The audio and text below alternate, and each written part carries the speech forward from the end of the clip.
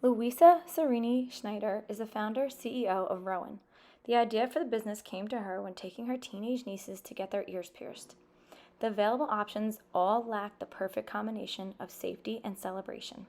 From there, the idea of Rowan was born, to offer safe piercings in a way that celebrates the experience as a life milestone. With a background in finance, Louisa always had a keen interest in retailers with an eye on consumer experience. Louisa covered consumer and retail at JP Morgan before receiving her MBA from Columbia Business School. She then went back to Morgan Stanley and traded retail.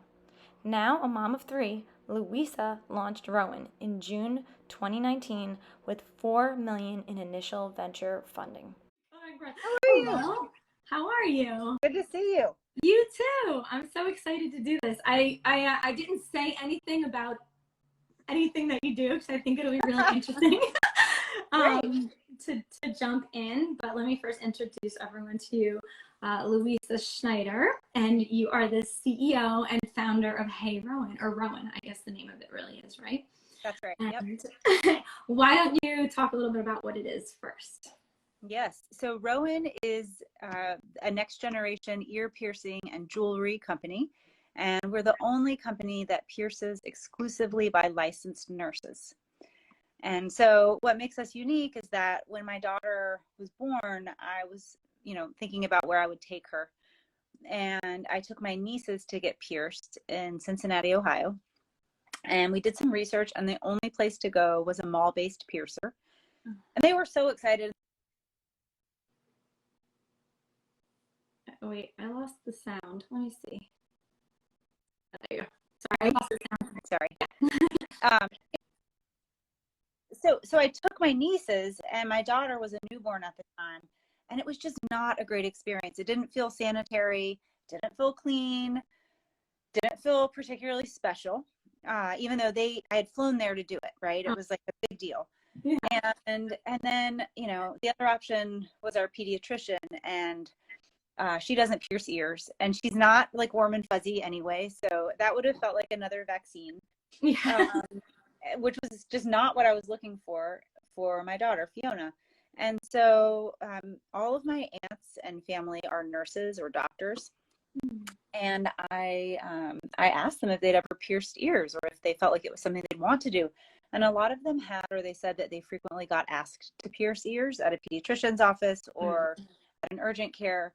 And so that's kind of where the idea came from. And, it's been many years, and we've been working really hard. So it's incredible. It's so funny that you're saying that because I have two nieces, a 4-year-old and a 1-year-old. And my sister hasn't pierced either of their ears just because of this reason. Right. Like exactly what you just explained. She doesn't want to go to the mall, and she talked to her pediatrician. It's exactly the same story. And so, when I learned about you, I was like, this is unbelievable because this is exactly what we've been saying needs to exist, really. Right. And it's, I think it's funny because it's something that you would say, like, why hasn't it existed before? That's one of the biggest compliments is when people say, why didn't I think of that? Yeah. And, it's not rocket science. It's not that we've invented some new technology, but I think a lot of people, my background is finance, and I happen to be studying malls also when the idea for Rowan kind of hit me.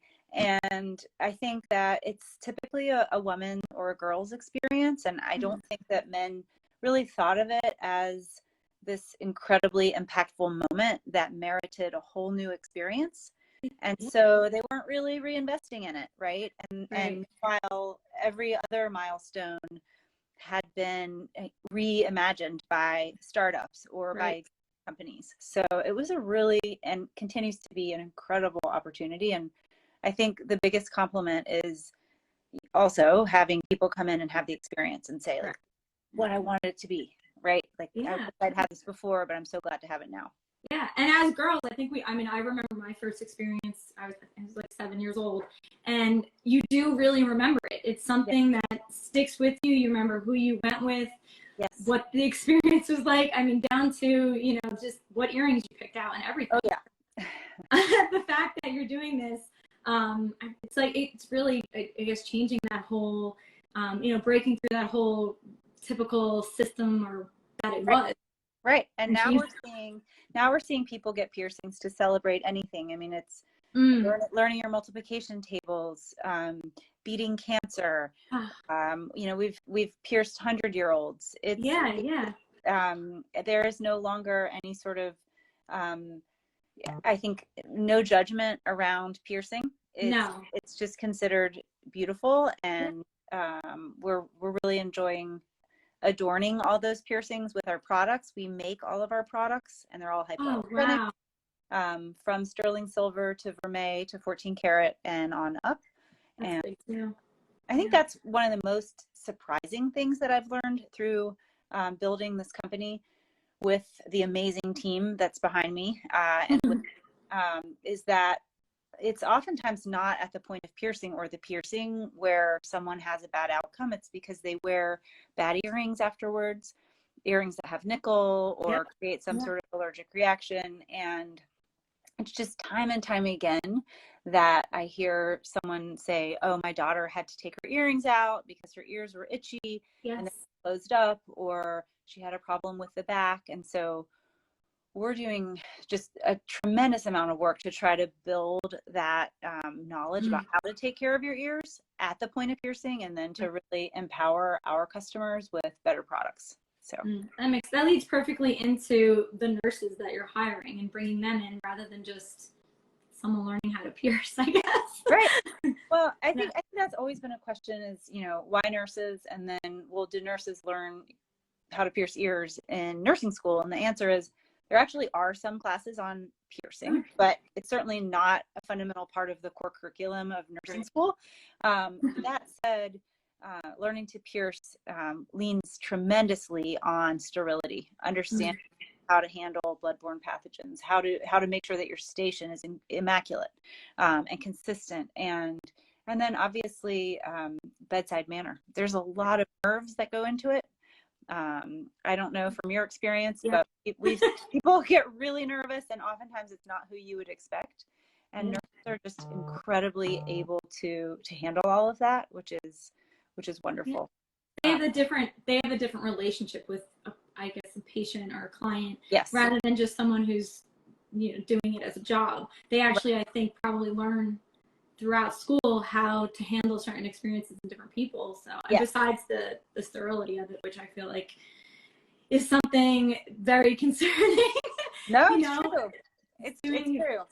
Yeah. Especially for, I think when you are bringing someone younger and it is their first experience, you don't want them to have this experience where they have an infection or something happens when it's supposed to be a fun moment and memorable. So the fact that you're kind of cutting some of that out is a reason enough to look into this direction rather than just haphazardly piercing. For sure. Yeah. Do you feel, I know from working in fashion and beauty that there's a trend also happening just in general with ear piercings, and then everybody's doing their whole ear in different places, and I'm assuming or guessing that by going there's more experience with those different types of piercings as well, where it's not just the typical one that we think of. Yes. So to your earlier point, we actually do a tremendous amount of training with our nurses. So that's a big part of working with Rowan, is that we're one of the only places to pierce both with a hollow needle and with an instrument. And so, and we have a medical advisory board that we've recently been able to confirm. And one of the members of that advisory board is Dr. Charles Thorne, and he's the leading otoplasty surgeon in the world. So he knows ears better than anyone. Yeah. And we're working very closely with him on how we pierce and what is true trauma to the ear, particularly publishing real research on how we pierce, how piercing is done generally, to try to improve it, really, to try to improve that experience. And so, a lot of time goes into training, and certainly the lobe and other parts of the ear, certainly the not as fleshy cartilage area is harder. It's much harder to heal. It's also harder to access. And so doing that in a very skilled way by someone who has a lot of experience is really important. That makes sense.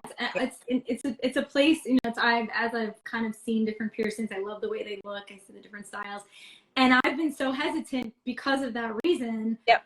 That I know that it's not the, you know, I feel like I want someone I know. with some experience. Well, you know, I yeah. mean, they're your ears. It's Right. your body part. Totally. So, yeah. It's funny because also I've had a lot of piercings and sometimes I'll take them out. Yeah.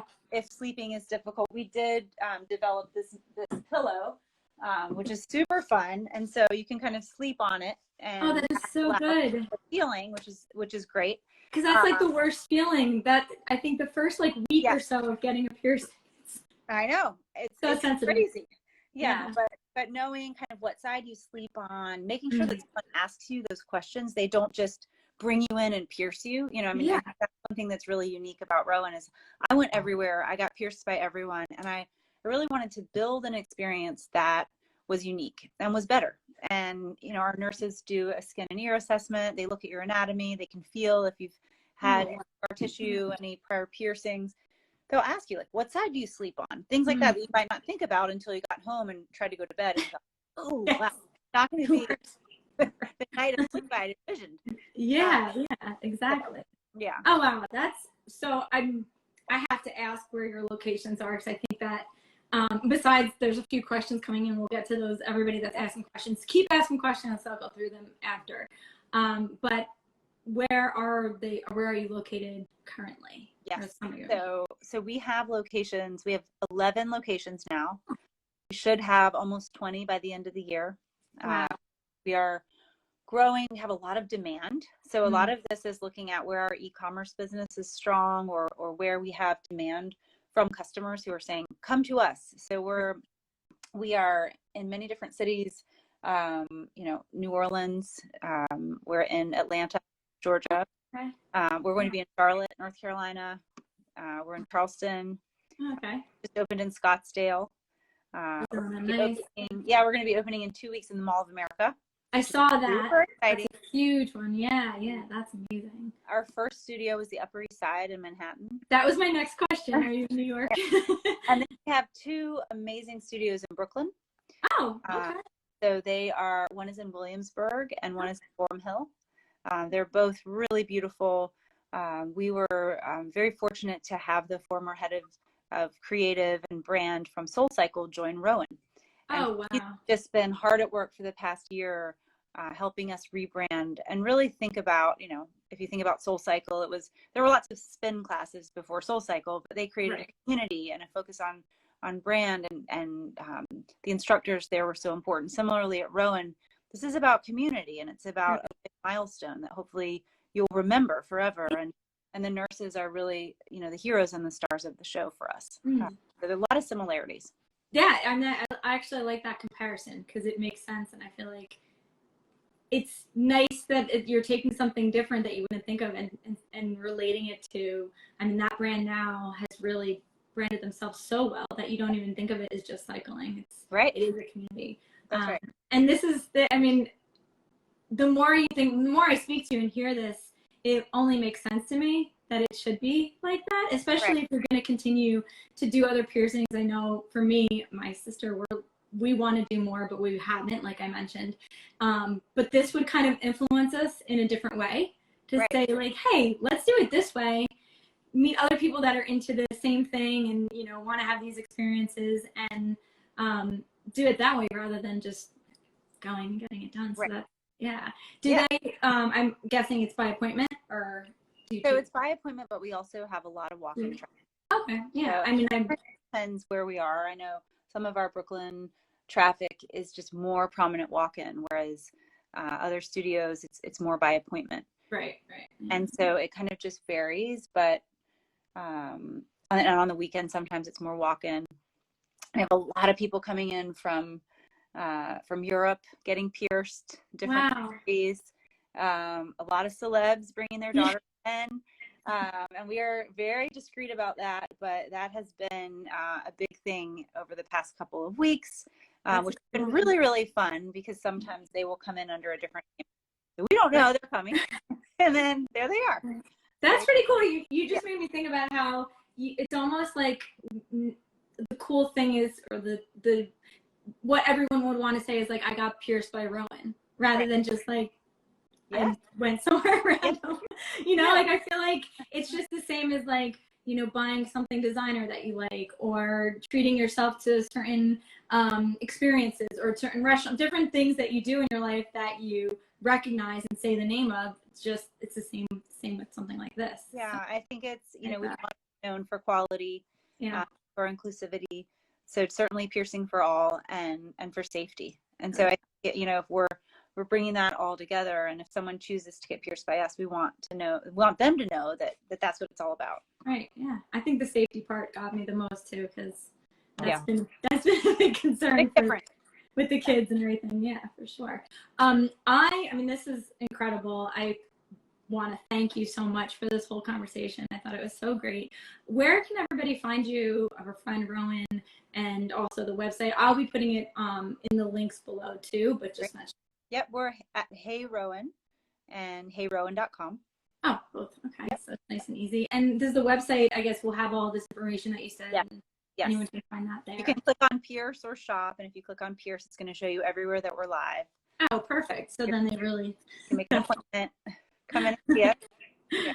I'm going to go through a couple of questions now just to see, because I know there's some that popped up.